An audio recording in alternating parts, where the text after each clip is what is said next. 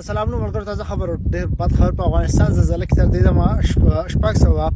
مړي او د 1000 نفره زخمیان دي. دا یو پیغام سره حتما شیر کې در سره غټانو دی ورسوي پاکستاني ریاست پاکستان څخه حکومت څخه مو خاص کو د خیبر پختونخوا وزیر اعلی څخه چې د باجوړ او د کونړ چې کوم هغه بيخي کم دی، باید د امدادي سامان در رسولو لپاره د دوايانو چې څه هم ضرورت دي د دغه لپاره باید دغه کوم پاس هغه د بارډر د دغه کولاو شي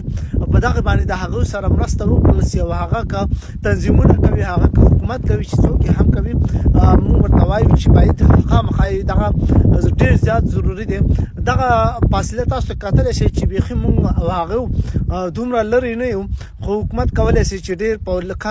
کم وخت کې هغوی ته امدادي سامان او هغې سره هیلپ وکړي. لا هم روان دي، مړو تعداد لا پته نه لګي، کاروایانې روانې دي راوباسي، کورونه راولېدلي مکمل کلي تباه شوي دي روغ روغ. نو د دغې لپاره باید هر ملګري هغه پورته کوي، دا ویډیو سره حتما غټانو ته ورسوي چې دغه غاښپاس کوم بارډر دی کم از کم د دې امدادي کاروایي لپاره او د دوايانو چې څه هم میډیکل څه هم لګي هغه باید چې ورته ورسیږي او هیلپ سره وشي.